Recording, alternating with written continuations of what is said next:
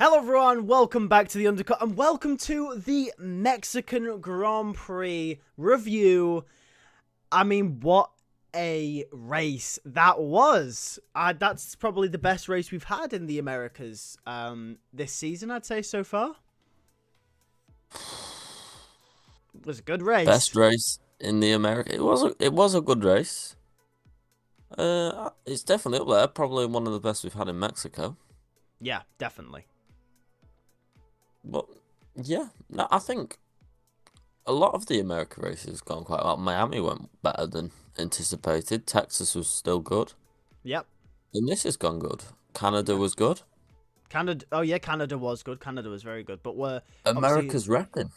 It is repping. I mean, when we get to Brazil, will they continue the trend? Hopefully. I would imagine so. I'd imagine so. Yeah, Brazil always throws something up. But yeah, that was an interesting race, wasn't it? We had everything, really, from penalties to dive bombs to contact to crashes to even a threat of rain at one point, which was quite interesting. Yes.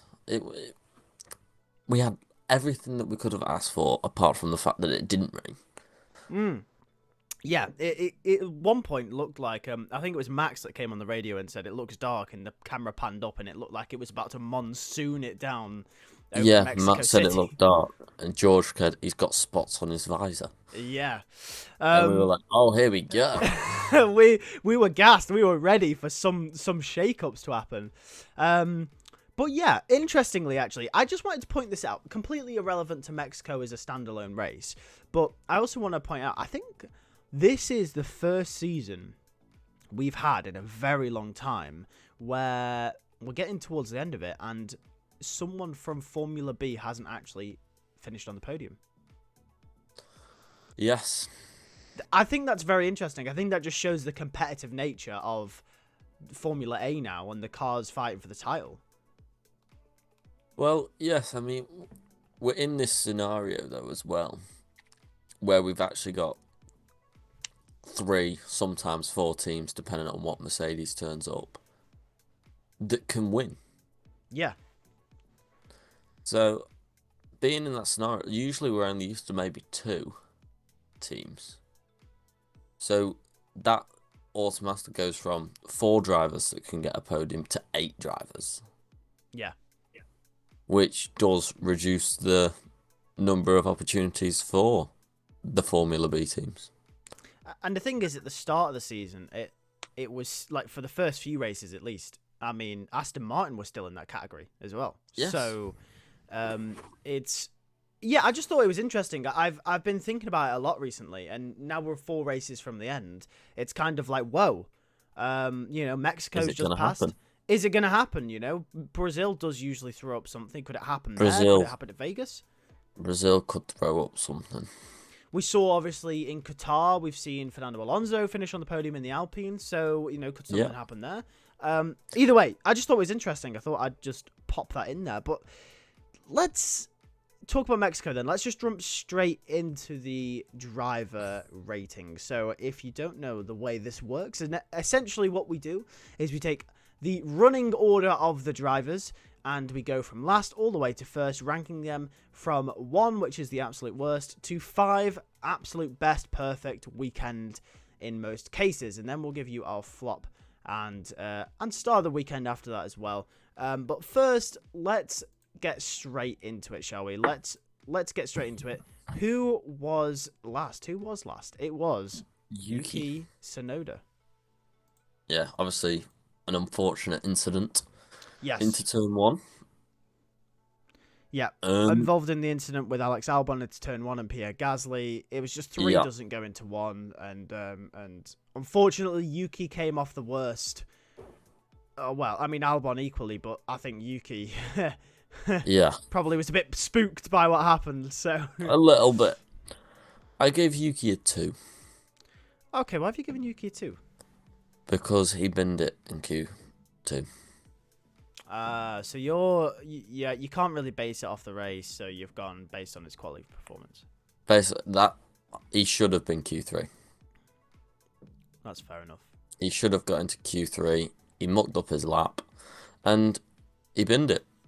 And crucially, as we've seen, if Yuki had gone through, if Lawson had gone through, that's Albon out. That's Albon behind. Does that crash happen? We don't know. Well, I mean, it certainly does change the dynamic of what happened. It's turn one. Yes, it does. But yeah, that's fair enough. I've given Yuki Tsunoda a 3. I've been a bit more lenient. I'm on the same page as you. I can't really judge off the race. Q2 was a mistake that happened, and he certainly should. We should take that into account.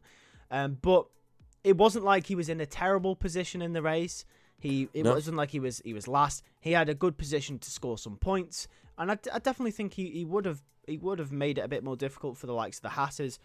So the thing is with Yuki though, this weekend, obviously Q2 P11 on a normal weekend for that RB, great result. The problem is all weekend he's looked like easy top 10 here. FP1, FP2, and FP3. He had the pace to be Q3. Q1, he was in the pace. Q2, he didn't put the lap together to get the pace. But chances are he would have got in there. So he's only messed it up for himself not getting Q3. And that's why it's a 2 for me. that's fair enough. Also non-classified, retired from the race, 19th, is Alexander Albon. Yes, obviously part of that incident as well. Yep. It's a difficult one with Albon. Again. At fault for the crash, no. More of a racing incident. Now, you look at it, Gasly was going into the braking zone. Albon was very audacious on the brakes. It's not like Gasly was alongside him. Gasly was clear in front of him. Albon braked late, and it came 3 into 1, did not go. I don't think Gasly was expecting Albon to brake that late. I don't think Gasly was expecting Yuki there. Who knows? Yeah, But it was. it all just came together. It was sort of a number of factors, wasn't it? Like, Yuki was all the way on the outside. Albon broke late. Gasly was moving over to the left slightly, to maybe give a bit more room to cars on the inside. Who knows? And I guess Gasly either didn't see Albon or Yuki, and Albon obviously thought there was probably more room than there was. And you know, unfortunately, these things happen in Formula One. So I'm not surprised that Gasly wouldn't have seen Albon though, because Albon was a long way behind Gasly. Yeah, I think Gasly was moving over to Yuki. Noticed Albon late, but by the time he noticed him, it was just too late. Yuki obviously is coming round Albon's outside. Albon's tried to back out. When you watch the replay, Albon does try and back out of it because I think he notices that this is going to come together. But obviously, as he puts on the brakes, Yuki hits his front left. I won't say Yuki hits. Yuki doesn't. No, I mean, well, obviously, I don't mean it isn't like it's Yuki's fault. I just mean it happens. It comes together where Albon backs out of it too late. Yuki hits his front left, and obviously Albon's trying to move out the way of Gasly as well. And it doesn't go in. No, I think if you were to portion, I would put it more towards Albon. I mean, it wasn't Albon's fault, but if you had a gun to me, I'd be like, yeah, I would put more towards Albon.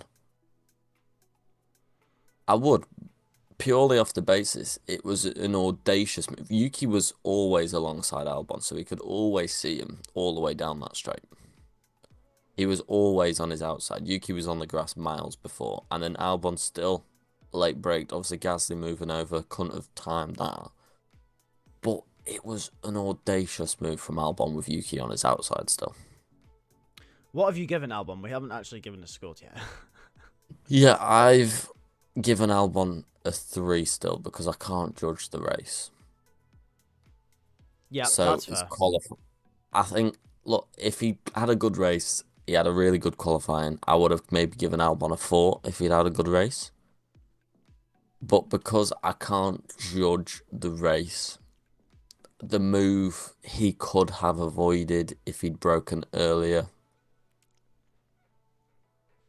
I've given him a 3, even though he had a good qualifying. Obviously, we don't know what would have happened in the qualifying, whether or not he would have made it through, because Yuki crashing caused Lawson, Alonso, Stroll not to have laps.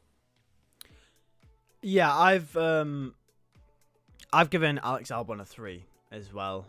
Just the same reason I gave Tsunoda a 3. You know, it's lap 1 incident. We can't judge either of their races. They probably would have had good races. So it's, you know, I can't judge either of them, but it's a 3 for Alex Albon. So 18th was obviously retiring with what seemed like a mechanical issue of some variety, is Fernando Alonso. Yes, I feel bad for him. Obviously, it was his thingy race, wasn't it? His 400th Grand Prix. Yeah, I do feel bad for Fernando. Like you said, he's been... He was one of the victims of Yuki's crash. He's definitely been driving well all weekend, especially when coming into this weekend I didn't think Aston Martin would be anywhere. He was, you know, I feel really bad for I feel really bad for Fernando. Just not just for Mexico, but the whole just Aston Martin situation right now. Like it's just, I feel so bad for the man. No, I mean it's just a 3, isn't it? I've also gone for a 3 for Fernando Alonso. It is just a 3. You can't really judge the race too much. He was running okay, mechanical issue. Qualifying, again, affected by that red flag. Yeah, wasn't his fault either way. No. Pretty much anything that happened this weekend was out of his hands. So yeah. 17th was Sergio Perez. Obviously, had a very good start to the race, regardless of whether that was... Illegal start. Well, if you let me finish, I was going to say, regardless of whether it was an illegal start, some of the moves he did pull off were very good. But obviously, still, qualifying wasn't great. And then eventually had contact with Liam Lawson.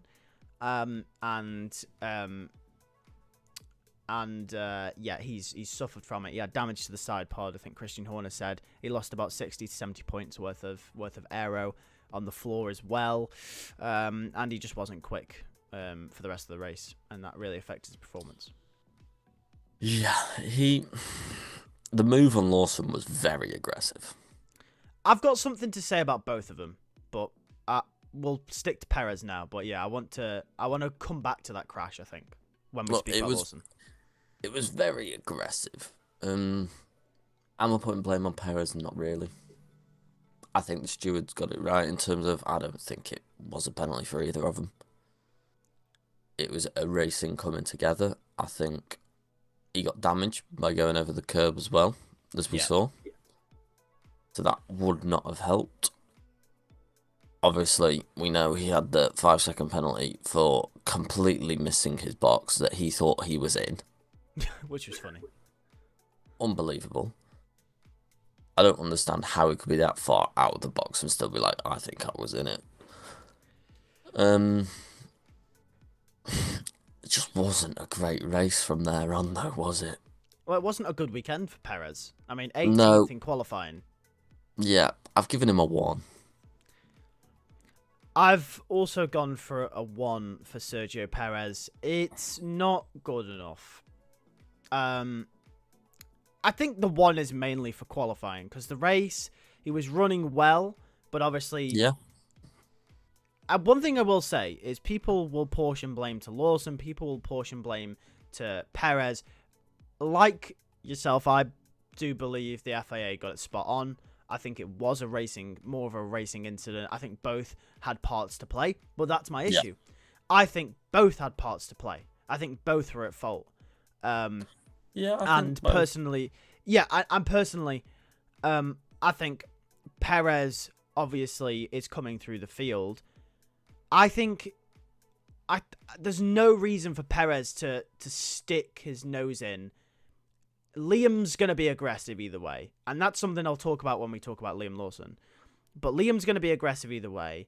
Perez knows he's in a quicker car, and that Red Bull was flying through the field. It was a rocket ship.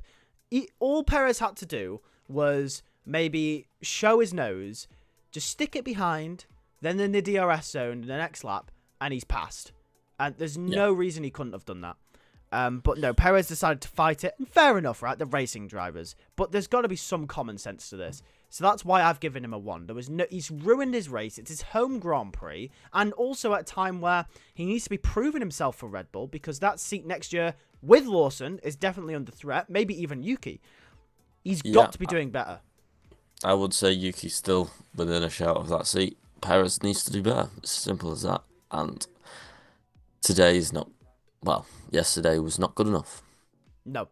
16th was Liam Lawson. Obviously, also was in that incident, and then ended up picking up more damage with Colapinto. In a battle with Franco Colapinto. Yeah, it was just a battle, really, for Lawson all the way through. Yeah, it was. It was. Great defending, great attacking, sometimes a little bit on the edge. Yeah. But it's going to be, he wants to prove himself. He's back in Formula 1. He wants the seat. He wants to stay in Formula 1 next season. So he's just trying to prove himself, and sometimes maybe a little bit too far over. I think he's had a good weekend, though, this weekend, really. I mean, obviously, he's that far down because of that damage that he picked up. He did come in the pits. He did change his front wing again. So you got to look at it in that way. It's difficult with Lawson because of the incidents, but he's had a solid weekend. Yeah, he has had a solid weekend overall, I do think. What did you want to say? What did I want to say about Lawson? I think Liam... I appreciate, on the Perez incident, I appreciate that he wants to fight Perez, maybe slightly. And we were saying in the race, he's going to fight this harder than he'll fight any other car, because that's the seat that he's targeting, right? Yeah. He wants to prove that he's better than Sergio Perez. And that's fair enough. I appreciate that fight. And I think F1 drivers have to have that fight. We've seen it in Max. We've seen it in Lewis. We've seen it, many drivers before. They've got to have that fight, and that's fine. But you've also got to be sensible. He's fighting a Red Bull. Perez is coming through no matter what, right? Yeah. Perez is coming through at some point. So... to fight him to the point where you're making contact, you're damaging his car, you're running off the road, it's unnecessary from Liam Lawson. It is. It's unnecessary. The same thing goes for the Colapinto thing. His race has already been, in controversy with Perez. The last thing he needs is a broken front wing after a really good qualifying and a solid weekend up to that point. That's all he needs. So that's the last thing he needs. Sorry. So. I think is as much as I love to see the aggression and as much as I love to see the fight from Lawson, and I'm excited to see what he'll do in the future, I just think it was a little tad unnecessary from him, and for that I've given him a 2 this weekend. The only thing I will say on Lawson in that move with Perez is he had covered the inside, obviously not completely. And it was Perez's decision to send it on that inside, on that really sharp corner. Yep. Perez could easily have gone around the outside. There was plenty of room on the outside for Perez, and he didn't. Perez was the one that made the decision. So I think Lawson not only was maybe surprised by that Perez move, and I think he was right to probably defend it. I don't think you could say Lawson was overly aggressive, because I think Perez was the aggressor in terms of there was minimal, if any, room into that corner. And Perez chose the option because he knew probably if he went on the outside, he wasn't getting that move done. Perez knew the only way that he could have even attempted that move was down the inside. And I think it was wrong from Perez to do that. So I don't think you can portion the aggressor blame really on Lawson. I think coming into the next corner, he got his elbows out. Fair enough. It was his corner to defend. But I think you've got to put the aggressiveness down to Perez and making that move on the inside and not on the outside where the room was. I disagree, and this is why I agree with the FIA. Because they didn't give anyone penalties for that. And No, this I don't is think it is anyone's penalties because there was room for Perez to do that. That's the thing. The fact that there was room for Perez to do that means that it's not a penalty for either because there was room for Perez. But I do think it's harsh on giving Lawson the two because of that. But you also remember, I also blamed Perez. Yeah. I said I think both. If you remember back to what we talked about with Perez, I said I think both. I think both were unnecessarily aggressive. I think Perez, as you said, I think Perez unnecessarily stuck it down the inside when, like I said, all he needed to do was maybe stick his nose in, back out, go again the next lap. He's going to get him down the straight. Lawson, on the other hand, obviously maybe caught a little bit off guard, then also sticks it down the inside at tight turn 5 when there definitely is no room. Now, yes, Perez and Lawson both have the right to do so, but once again, it's unnecessary. It's caused damage to Perez. I don't think Lawson needs to do it. Perez is coming through anyway. Perez is not Lawson's race. And Lawson isn't Perez's race. They both need it. They fought each other way too hard. It's come off worse for Perez, but it could have come off worse for Lawson. And I don't think either of them needed to be as aggressive as they were, which is why I've given Lawson a 2. And Perez obviously has got a 1 because he did shit qualifying. So. Yeah, no, I give Lawson a 3. Fair enough.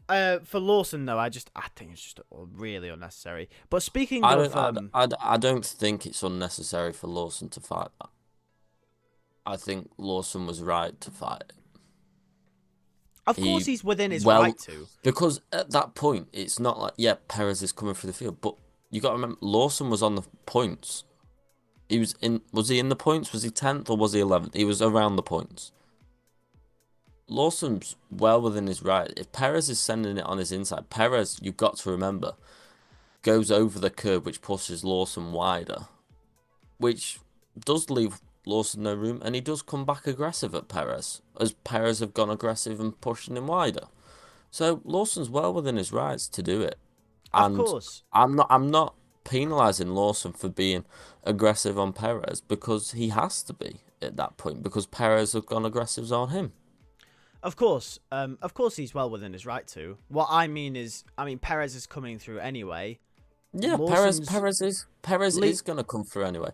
But the fact that that move and that sequence happened, it's caused by Perez. But it's also caused by Lawson. Lawson didn't have to retaliate in the same way. And what I was saying is that I don't think Perez is Lawson's race. And Lawson is... his race is with the Hasses. Is the driver. Perez is the driver that's in control. Perez is the driver that's in control of that situation. Not when Lawson's sticking his nose in the inside into turn 5. He could have backed out of that just the same way that you said Perez shouldn't stick his nose down into turn 4. This is why I penalise both of them. The difference in that scenario is that Perez was more than a car's length behind going into that braking zone. Lawson still had his car alongside. Yeah, but going into turn 5. What I'm saying is Lawson could have backed out of it. Lawson could have backed out of it, and his race isn't with Perez. Ultimately, Perez should know he's got the faster car. Just hold it behind Lawson. Keep it in his DRS, and it's an easy move down the straight. I agree. I exactly agree. This is why I said about Perez as well. Perez should not be fighting Lawson that hard. But I think Lawson equally should also be mature enough to know, okay, yes, I'd love to fight Perez, and he's well within his right to, but I don't think he needs to fight, because if Perez is going to come through aggressively, I think Lawson just goes, okay, fair enough, I'll make it. I won't make it easy, but I'm not gonna stick it in at turn 5 and make a hole in your side pod. I'm gonna just let it go. My race isn't with you. You're coming through anyway, as you said, probably the next DRS straight. Let's try and focus on the Hasses and the Astons. I'm not penalising Lawson for that. I think he's well within his rights to be aggressive and to do what he did. Completely. Without shadow of a doubt. And it's Perez that's caused the damage for himself there. really. So Okay, well, we're not going to agree on that I'm one. giving Lawson a 3. I'm giving Lawson a 2, but we're not going to agree on that one, I don't think. Either way, God. No. 15th is Zhou Guanyu. I mean, Yeah. I mean, it's not good enough, is it really? I mean, looks. The only thing I can say about Zhou is he kept it very clean the whole race. Yeah, he did. Yeah, but there was no one really for him to not keep it clean with. No, there wasn't. I mean, you got to remember he had a great start. He did have a great start. Yeah, he did. Put it up there. Was it P13? Yeah, he was running well. Obviously he's in a dog shit car. He is in a dog shit car. I mean, he finished in P15th. Obviously a long way behind Bottas, but behind Bottas, nevertheless. Kept it clean. Didn't have to come in for unnecessary pit stops, unlike Perez and Lawson. No penalties. It's I really want to give him a lenient 2. I do. No. I really want to give him a lenient 2. I mean, he kept out of trouble at the start as well. Didn't get into that mishmash of a problem. Bro, that's just a bare minimum from an F1 driver. That's a bare minimum. Yeah, but Sargent couldn't do it. That's why we gave him 1s all the time. Yeah, this is why maybe we have to give Zhou a 2 from time to time. Oh, bro, the expectations are so low. It is. I mean, that stake is shocking. You've got to remember the stake is shocking. But one thing I will say, though, right, is take out any incidents that happened between any drivers' retirements, incidents, anything in qualifying. Zhou is dead last in both racing qualifying and significantly behind Bottas. Bottas, on the other hand, made it through to Q2. I know. That's all you need to know. No, I know. I know. It's just what do we start? When do we start creating a subcategory for Zhou? We probably should have done that at the start of the season, really. The Zhou category. Based on Zhou's expectations, it's a 5. But no, it's a 1 for me for Zhou. I can't give him a 2. I think it's a harsh one for other ones that he's got. This is why we need a subcategory.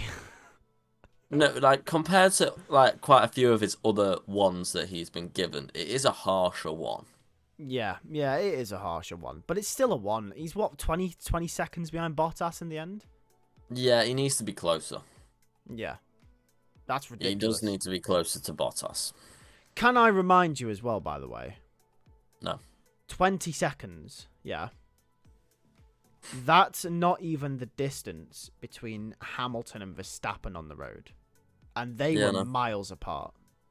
I know. So that's how big that gap is. Yeah, it's a big gap. So for Zhou, it's a 1 for me. Yeah.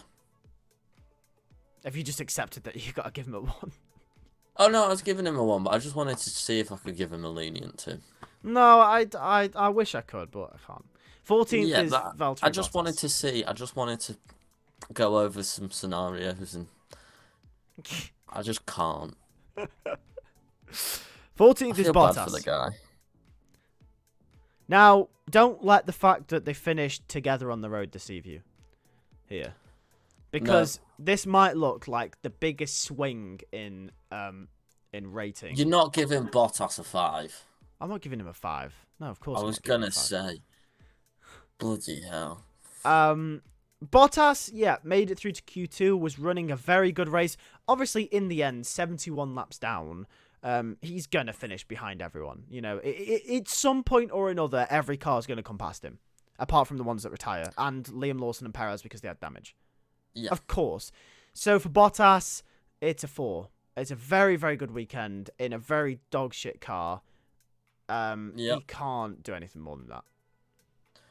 No, what else can Bottas do? Maybe, I don't know, beat someone? That's the only way he gets a 5 at this point now. Yeah, if he beats Ocon, it's a 5, but he didn't beat Ocon, but it's a 4 because he's had a very good weekend considering He how bad has. that car is, and he's He absolutely has. shat all over Joe. Yeah, he's had a good weekend, Bottas. Yeah. There's not much you can say other than I feel awful for him. Yeah. So bad. I feel Yeah. so bad for him. 13th is Esteban Ocon. Yes, Esteban Ocon. I've given Ocon a 2. Okay, why? Why? Well, qualified 19th, his teammates in Q3. So that's could arguably be a 1. Oh, it's awful. I think it's quite a lenient 2, to be honest with you. He had an okay race. It took him forever to get past the stakes at the start, which in its own mind is not great. And his finishing position of 13th looks good, but when you take into account of 4 drivers went out, Lawson and Perez pitted late. One Lawson had a front wing change, and he finished ahead of 2 stakes, which is very unsurprising. Almost didn't finish in front of Bottas, by the way. Almost didn't finish in front of Bottas. You could argue, for 100% you could argue a 1. The only thing... Maybe it is, maybe I've just talked myself into giving him a 1 now. I'm going to give you some confirmation bias here, because I've gone for a 1 for Esteban Ocon. Yeah. It's... Like you said, I think the same thing I said about Zhou applies here. I gave him a lenient 2. It looks better than it is. But when you really take everything into account, if everyone is still in this Grand Prix and Perez and Lawson don't have their issues, he's literally 18th. Yeah. And he only just beats Bottas. That's not good. Now obviously you could argue a lenient 2. Now you could argue that Gasly obviously scored a point, and Gasly, if everything was still in order, probably doesn't score a point. He probably gets beaten by maybe an Aston or Perez or Lawson. But at the same time, Gasly puts himself in a position to then pick up the point. Yeah. Ocon needs to be there with him, and he would have been 18th. And he went out in Q1. That's awful. It's not great, is it? No, it's really not great. It's a 1 for Esteban Ocon for me. Yeah. Okay. So, moving on, 12th was Franco Colapinto. Franco Colapinto. I've given him a 3. Okay. I've given him a 3. I think qualifying down in 60, I think Albon was fortunate to get to Q3 because of the red flag. I think the red flag allowed Albon to get Q3. I think Colapinto, maybe it's a 2 qualifying. He probably should have definitely got Q2 in that Williams. So, a bit of a poor qualifying. But I think that, especially that first stint of the race that he had, was phenomenal. On them tyres, to be a rookie, to hold them tyres that long in a competitive position as well, where you've got people on fresh tyres coming at you, defending against them, showing his racecraft, some great moves, some great defensive driving. It was very good. Obviously, that late pit stop put him down the order, some great overtakes to come back up into 12th. Obviously, had that palaver with Liam Lawson in turn 1. Slightly aggressive, maybe. You could look at it like that. I mean, the thing is with these F2 drivers, they make the moves that they would in F2, and you can't really do that in Formula 1. Like F2 drivers, like in the F2 cars, they have to create moves themselves because the cars are so similar. Whereas in Formula 1, maybe if he bides his time a little more, maybe allows Lawson, I don't know. Ultimately, I think the stewards got that one right as well. No penalisation for either. Apart from Lawson's front wing. Yeah. Yeah, I've given him a 3. I can see an argument for a 2. Because it wasn't a great qualifying, but I've given him a 3. I was back and forth with Colapinto between a 3 and a 2. Yeah. Because of the qualifying, and that Williams definitely had pace for points. But I've given him a 3 because he's recovered well. Like you said, that first stint was incredible from him, and he did some good moves. Yeah. So, I can't. It's a very lenient 3, and I think it should really be a 2. But I think he recovered well enough in the race and showed some decent pace, and it's just about a 3 from me. Yeah, I mean, we've got to remember it is only his 5th Formula One race. That as well, yeah. That as well. So, yeah, 11th was Lance Stroll. In the end, I mean, finished just outside the points.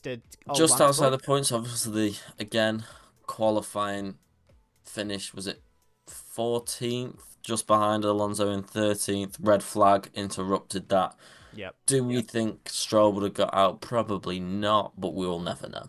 But he could have. You never know. Could have done a stonking lap. So you can't penalise for that. I think he had a decent race. To be fair to him, he was trying moves, he was defending, he was attacking. Just outside the points. If you come to me and Aston Martin and you go, Lance Stroll's going to finish 11th, that would be like a decent weekend for Lance. Yeah. So, I've given Lance a 3. Yeah, I've also gone for a 3 for Lance Stroll. I agree pretty much with everything you said. It's, I think... You can't really penalise him for finishing 14th in qualifying with that red flag, because you don't know what time he would have done. No, same. I think a lot of what we said about Fernando in qualifying also applies to Lance. Obviously, finished 1 place behind Pierre Gasly. And yeah, just unfortunate, just outside the points. But he put up a good race, put up a good fight, and he was in the mix. It's a 3. Yes, he was. 10th, obviously, is Pierre Gasly. Yeah, Pierre. I gave Pierre a 4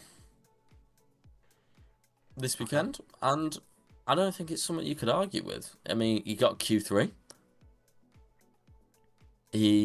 Great lap in Q3 as well. Decent lap. I mean, held himself in the points very well.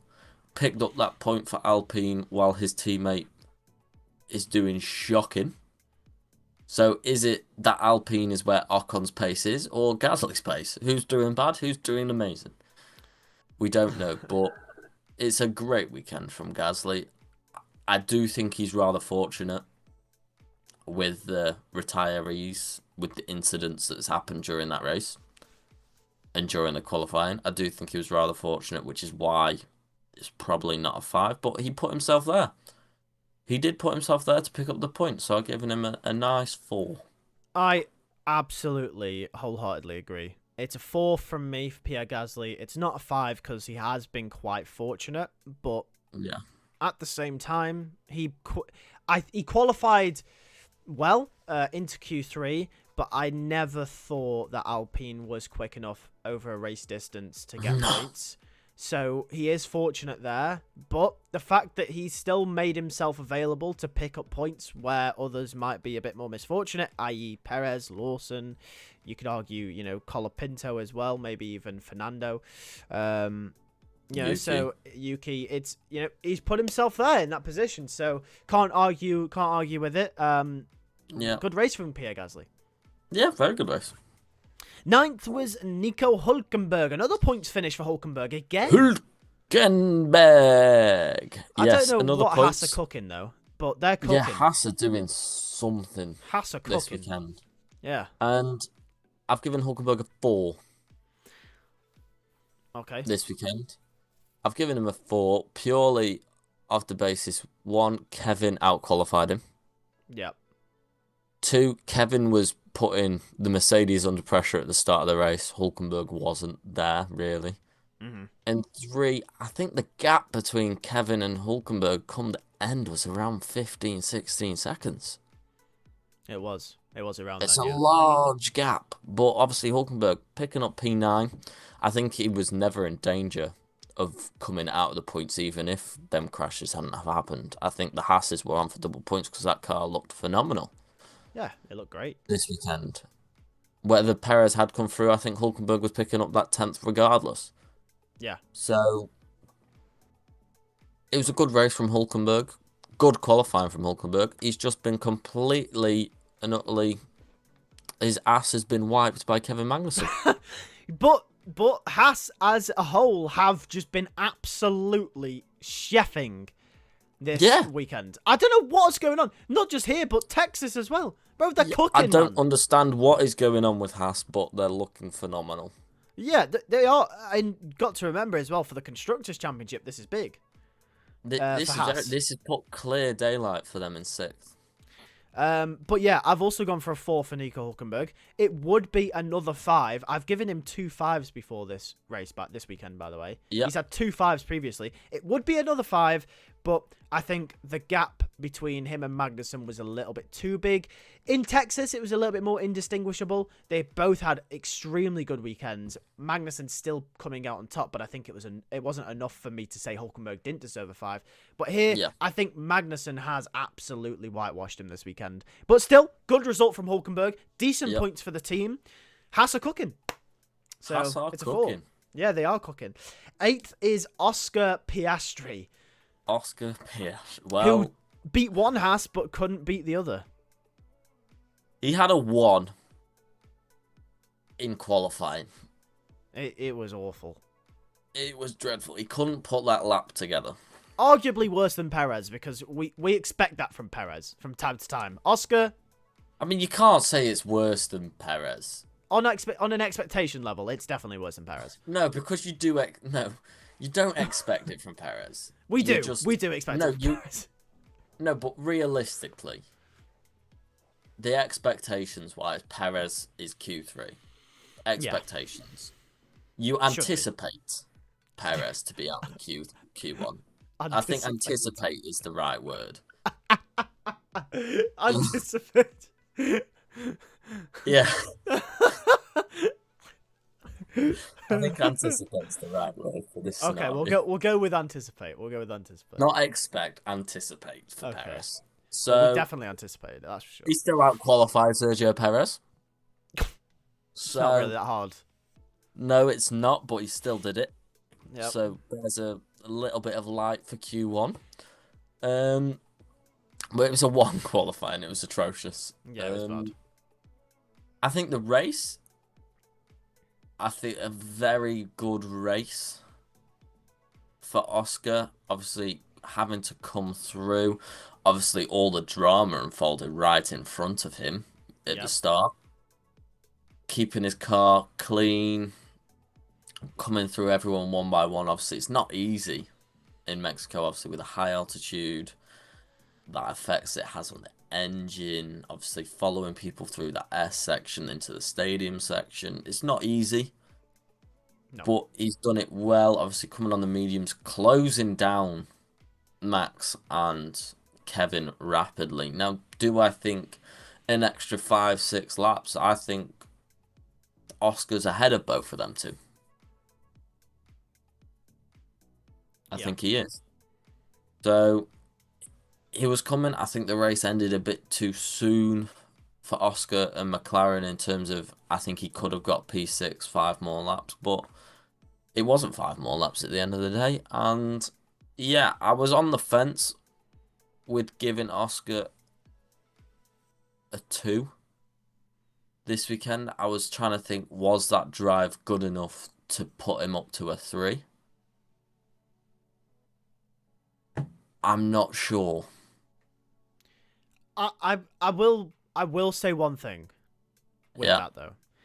I'm in the complete exact same situation as you.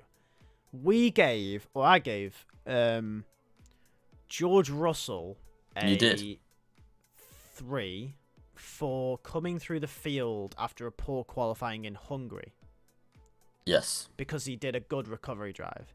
Now, Oscar's done pretty much a carbon copy of what Russell did, right? Except, I would argue, Oscar's is a little bit more detrimental only because of what it means to the Constructors' Championship and Lando's Drivers' Championship hopes. If he finishes in front of a Ferrari, or he scores more points ahead of Mercedes, or he finishes in front of Max, that puts the championships, both of them, in a better position for McLaren and Lando. So, while it was a good recovery drive, I have ultimately decided that deserves a 2 because the qualifying was a little bit more significant this weekend than it maybe usually would be earlier in the season. Yeah, I mean, obviously you've used your George Russell at Hungary. That's sort of my baseline. So I was like, he deserves a 3. What about Russell at Texas last weekend then? Didn't you give him a 4? I did, but in Texas, this is the same thing though. In Texas, he had one bad session. It's a sprint weekend. Over the whole weekend, there was no problems in the sprint race. There was no problems in the sprint quali. It was just the normal quali. And like I said as well, Russell and Mercedes aren't fighting for any championship. The pressure's on Oscar. No, I was just saying, I was just saying, you gave Russell a 4. You then argue Piastri the 3?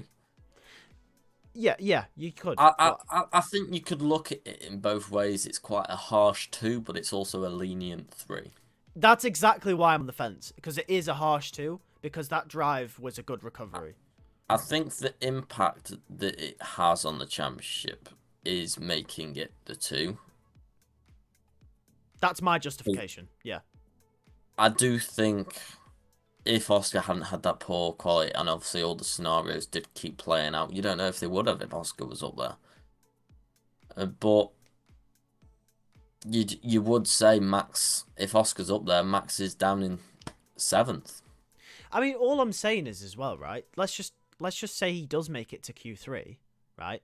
If Oscar is in Q3 and qualifies 6th or 7th and then still finishes behind Max, are you giving him a 2 or a 3 after what's just happened with Lando?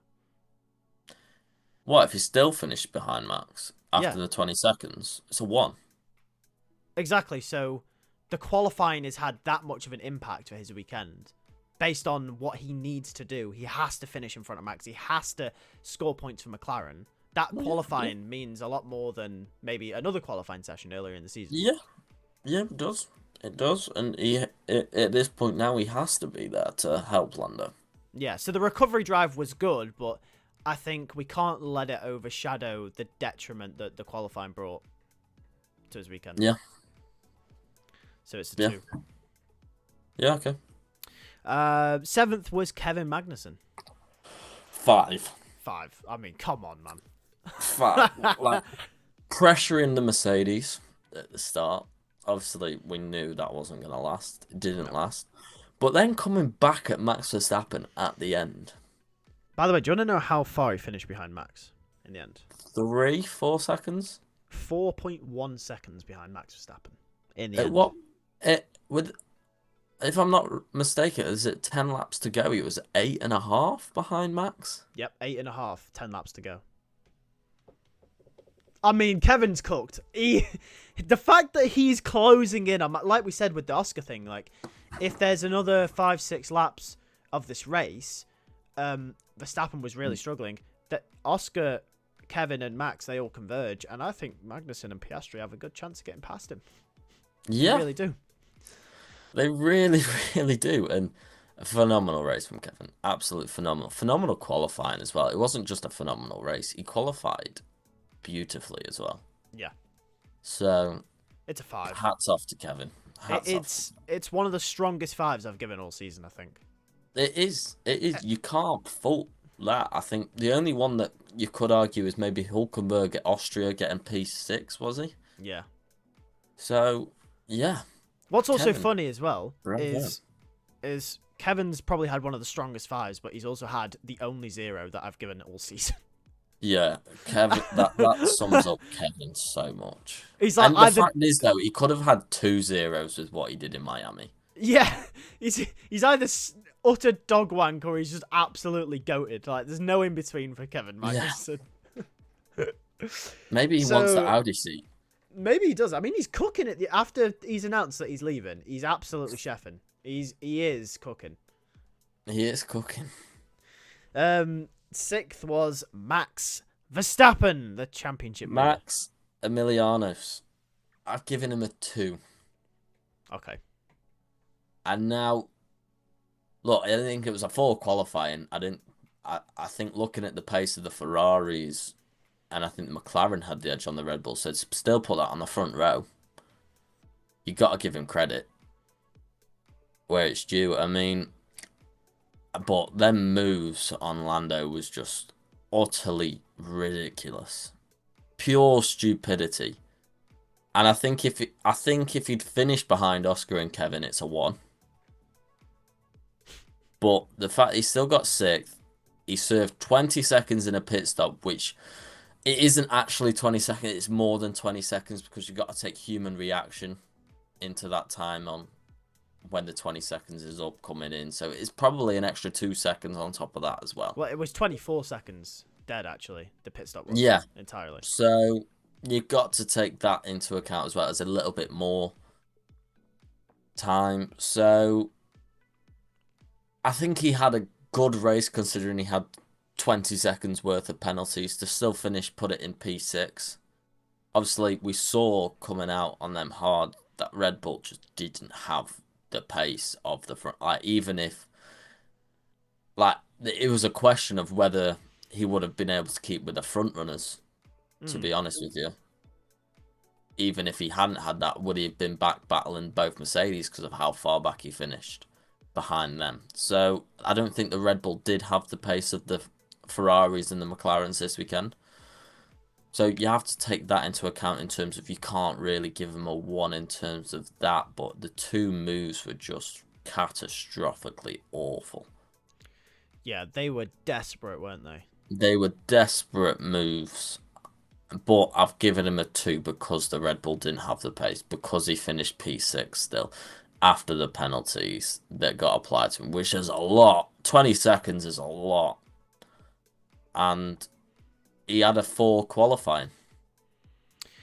I've also given Max Verstappen a 2. I think I do agree with everything you said, but I actually looked at it from a different angle. I gave Max a 2 based on what I gave Oscar. So I'm looking at Oscar going, okay, the constructors, the drivers, you've got to help Lando. You've got to be doing better in qualifying than that. And that's sort of affecting the championship. Max has sort of done the same thing, but in the race where he's desperately tried to keep it in front of Lando or keep Lando behind, to where he's then suffered the consequences of that unnecessarily, gotten himself 20 seconds of penalties when he could have maybe had the chance to fight the Mercedes for more points. And if he did, that helps him in the championship. Everything Max did in this race has not helped him at all in his battle with Lando. And he's finally suffered the consequences for it.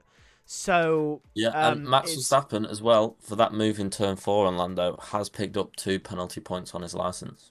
Yeah, so it's that's why it's a 2 for me. But I do agree with everything you said. It's just, it's not good enough from Max, But that's the type of driver he is. He will do everything in his power to stay in front. I mean, it was ridiculous, wasn't it? He dive bombed Lando and and went fully off the track. It wasn't even like, it was like, oh, maybe he's got all 4 wheels off the track like it was in Texas. He fully went off the track. I'm not even gonna go into it with him because, yeah. Oh, it was ridiculous, wasn't it? It was Hungary stupidity. Yeah, it was bad. But yeah, 2 for Max Verstappen. 5th was George Russell.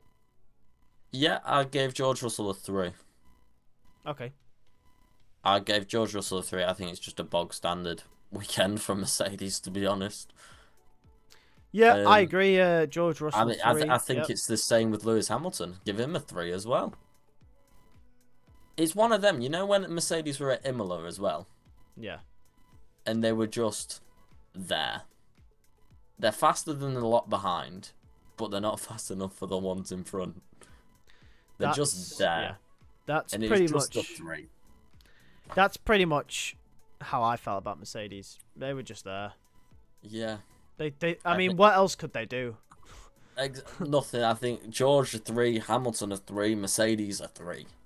They were. I mean, it's quite funny.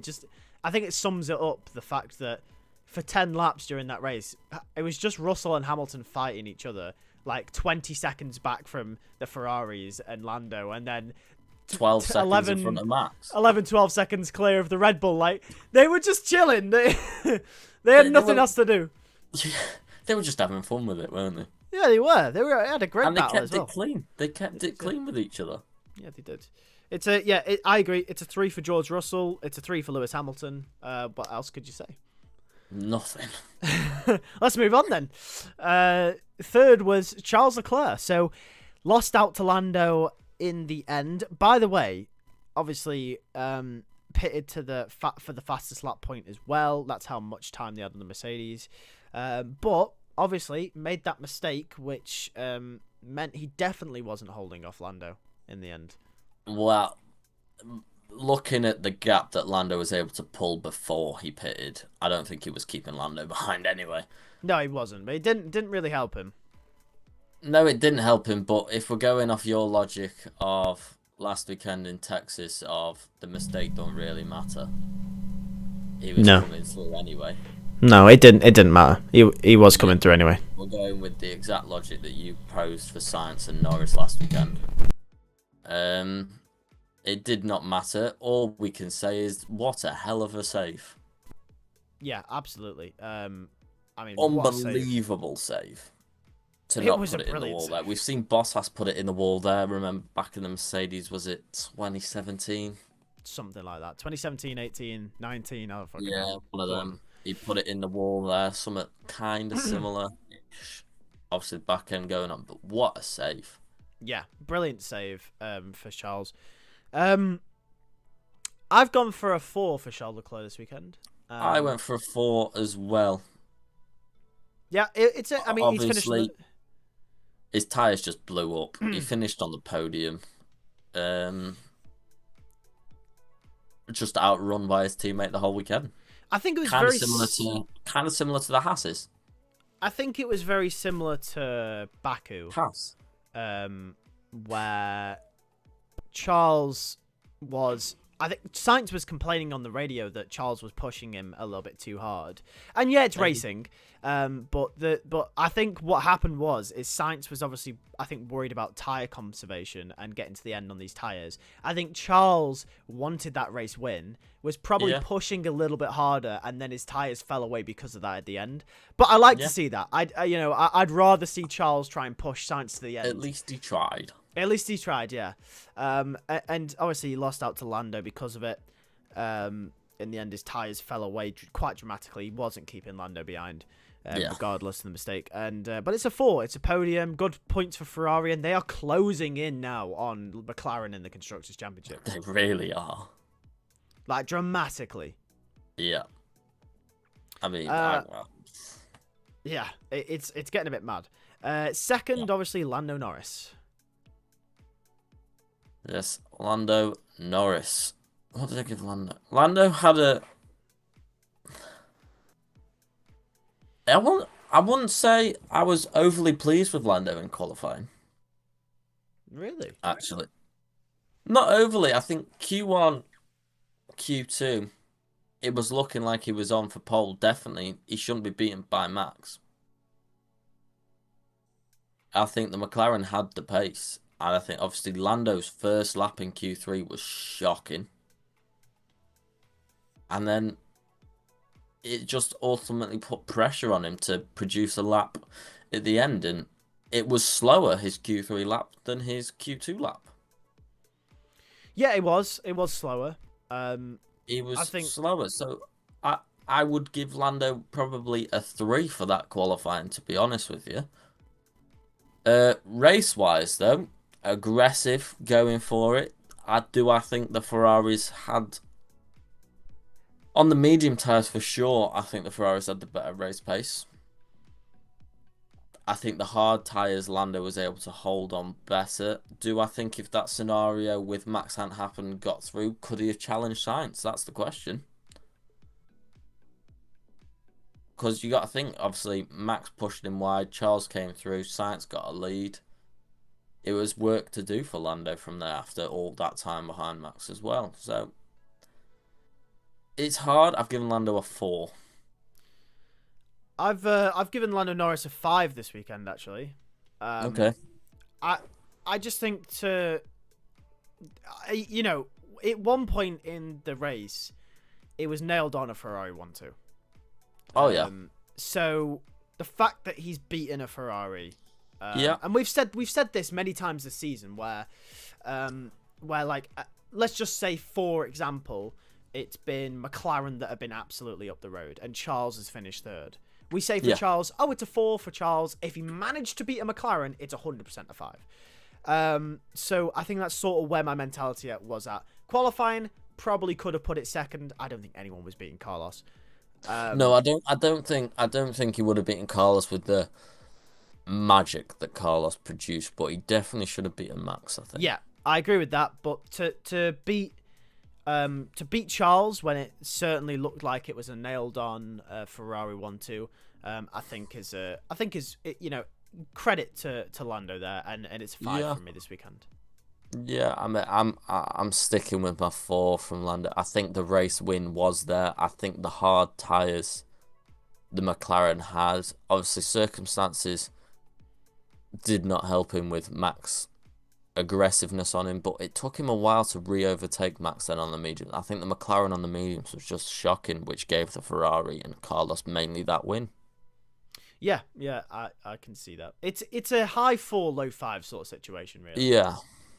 And obviously, of course, your winner and driver of the day, pole man, and the winner of the race, of course, it is Carlos Sainz. Solid 5. Yeah, it's the highest 5, up there with Kevin Magnussen this weekend for the performance. I mean, what a pole lap! Let's just talk about that. What a pole lap! That lap was stupendous. That was unbelievable from Carlos. A 15.9. I wasn't expecting anyone to get in the 15s, to be honest, but he did it. No. And a flawless from the start to the end. Obviously, Max got him at the start, got himself back ahead of Max, and didn't look back. No, and I'm actually very happy. In my predictions, I said I think Carlos is going to have a good weekend. I didn't expect this good of a weekend, though. No, bloody hell. Even better than what you thought. Yeah, I was just like, I'll finish third, probably, maybe. Yeah. Just fucking wins the race, puts the most magical lap on pole. Yeah. Bloody hell. Yeah, no one was touching Sainz this weekend. I mean, Lando was closing in, but, obviously credit to Sainz for getting that gap in the first place to stay ahead. So, fair enough to Carlos. Yeah, fair play to Carlos. Fair play. But that's pretty much it for the driver ratings. Let's just quickly go over who's your flop of the weekend? My flop of the weekend. I haven't really thought about my flop, to be honest with you. I've just left it. But I kind of want to give it Ocon. Okay. Makes sense. I don't feel right giving it Joe. I don't feel right giving it Oscar. The only other one that I could probably give it is maybe Perez, but I feel like that's a cop-out. And I want to give it to someone who his teammates just bulldozed him. And without the incidents that happened during that race, it's an appalling race for Ocon. It's worse than Perez. It is. So I'm going to give it Ocon. That's fair enough. I am going to use a cop-out, but I think... Perez. Yeah, I have to give it to Sergio Perez. It's the not circumstance. Great, is it? It's the circumstances. Like, if this was just a normal Perez weekend, I'd be like, no, cop-out, I'm giving it to someone else. But it's the fact that it's his home Grand Prix. The constructors' battle is tightening up. Yeah. Lawson is looking over his shoulder. Yuki's looking over his shoulder. Like, the qualifying, it's just everything. It's like all Perez's bad omens if they were in one weekend. So, Yeah, it's Perez for me. Who impressed you then? Who's the star of the weekend for you, Mr. Jack Wyatt? Do you know what? I really want to give it Carlos Sainz. I do. Phenomenal weekend. But I'm giving it Kevin. I'd agree, but I'm going to give it to Haas as a whole. Well, yeah, but I don't like giving it to teams as a whole, personally. I don't. I think now if Hulkenberg got a 5 as well, I would probably give it Haas as a whole, but I think I don't want to give it to Haas as a whole because of how outstanding Kevin was, and I want to give Kevin the recognition because let's be honest, we shit on Kevin a lot, but when he has a great weekend and a phenomenal weekend, like not just great, even better than great this weekend for Kevin, I want to give Kevin the recognition that he deserves. Oh yeah, we absolutely dog on Kevin sometimes. We do, so he deserves something. So I want to give it Kevin. That's just fine. I'm gonna give it to Haas as a whole. Kevin, the main reason for that, but I've got to give it to Haas because double points again, and that's incredible. I could give it. I could give it Haas, but it's Kevin more like 70% Kevin, 30% Hulkenberg. It's more like sort of that. So Kevin is definitely the main reason why. So I will give a shout out to Kevin Magnussen. Obviously, got to give a shout out to Carlos Sainz as well. Maybe a quick shout out to Lando Norris for putting a good performance again. And I'm going to give a quick shout out as well to Valtteri Bottas because he got into Q2. So yeah, but Kevin was unbelievable this weekend. Okay, with that being said, that is pretty much it for our. It's been quite a long one this time. We've had a lot to talk about. Well, we've had a lot of incidents. Yeah, and obviously it's a triple header before we have another break, so we'll be back for our videos, probably discussing incidents and all types of things this week, and of course our predictions on Thursday, and then for the streams, obviously it's sprint weekend, so it'll be live from Friday all the way through to Sunday. It's going to be a good one. Brazil usually cooks up a storm, so let's see what it cooks up this time. We'll see you later. Yeah.